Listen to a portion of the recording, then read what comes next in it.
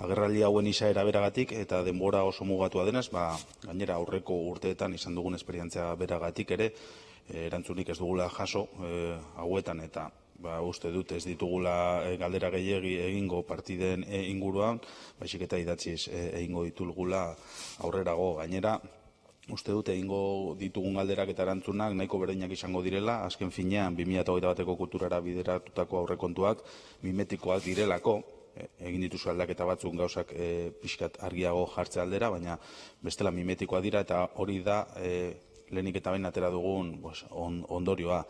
Dena berdin jarraitzen du, ezer gertatu izan ez balitz bezala, tartean pandemia bat egonda eta honek usten ari dituen ondorioekin zuk zeuk Europan zehar gauza nola dauden azaltzen hasi duzu agerraldia eta gauzak nola dauden ikusita aldaketarik ez dago. Egia da, 1,1 milioi bideratzen dituzuela COVID-19 eragindako krisiaren aurkako neurri horietan, eta gero arituko naiz honetaz, baina bestela ere aurrekontuaren egiturari erreparatuta aldaketarik ez dago, strukturalki dena berdin jarraitzen du, eta ez esan, krisi soziosanitario honek eta bere ondorioak utxune eta gabeziak agerian utzi ez dituenik horietan precisamente eragiteko. Kulturaren sustapenerako eta ondare kulturalaren zuzendaritzen aurrekontuak aztertuz gero, inork ez luke ez da susmatuko ere egingo iaztik pandemia batean gaudenik. Esaten da, oro har aurrekontu espansiboak direla, eta horrela da, 1.700 milioiko zorra edo defizit muga igo egin denez, sorpetzea izan dugun honetan, baina kulturan ez da espansio horik sumatu. Esaterako eta aurretik itxegin duen Alderdi Popularreko kideak esan du, kulturaren sustapenean 33,2 milioi zeudela 2020an, 2021 batean 33 milioi, eta ondare historiko artistiko zuzendaritzan iaz 25,6 milioi zeuden eta aurten 24,5. Beraz gainera jeitsiera bi hauetan. Eta guk argi daukagu kulturgintza sektorea gaizkien eta ondorio larrien gehien izaten ari den sektoretako bat dela. Hauek izan ziren lehenengoak jarduera gelditzen azkenak, hala moduz abiatzen euren jarduera, eta gaur daguna non egoera oso zaila izaten ari den, eta gobernu honek ez die askorik eskaini.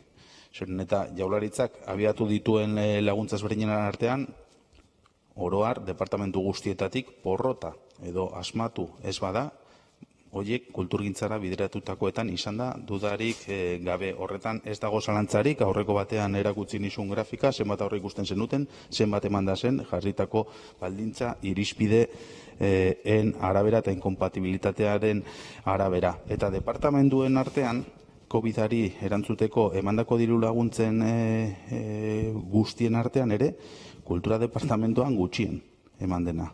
Kenduta lehendakaritza, zuk zeuk badakizu zein den honen izaera, eta gainera legealdi berri honetan ustu egin den departamentua izan da, berrikuntza funtza kenduta ez dauka kontu askorik. Lehendakaritza kenduta, hori da kultura eta hizkuntza politika departamentuak diru laguntza gutxien eskaini duena izan da.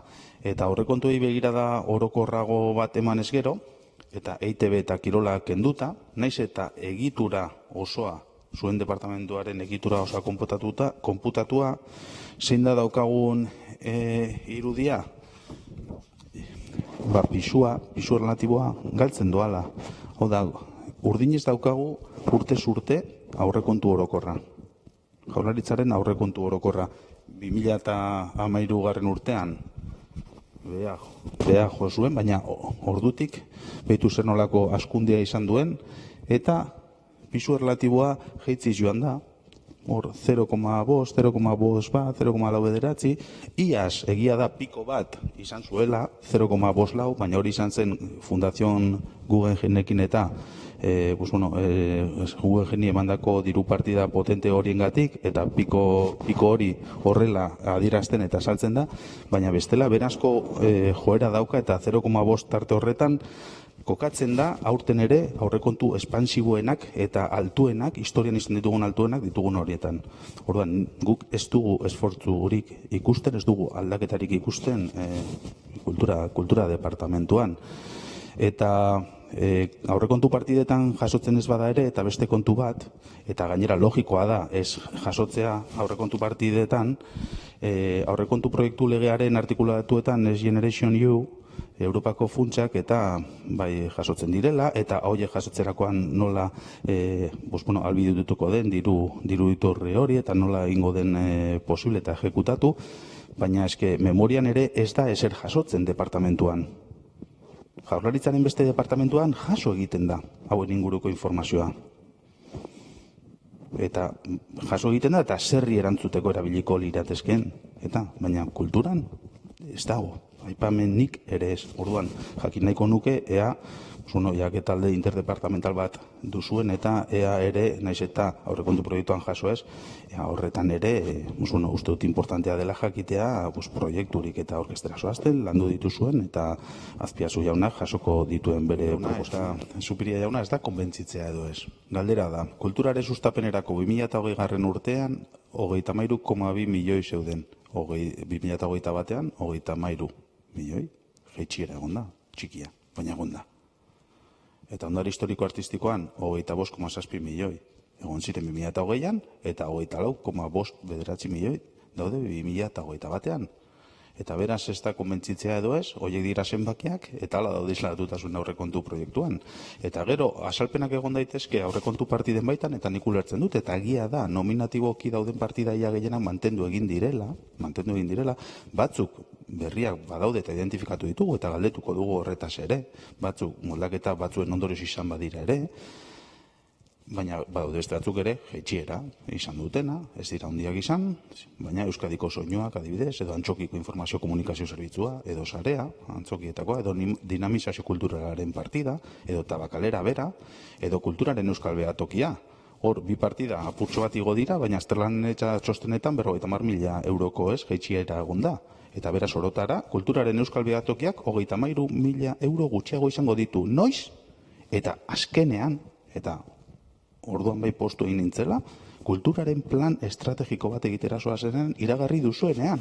Hau da, datuak, sektorearen errealitatea, nola dauden gauzak, noruntz jo beharko genuke, informazio gehien behar dugunean, eta murrizketa egiten diozue kulturaren euskal behatokiari, eta hor daude, zenbakiak, 33.000 guztira, jetxi diozue.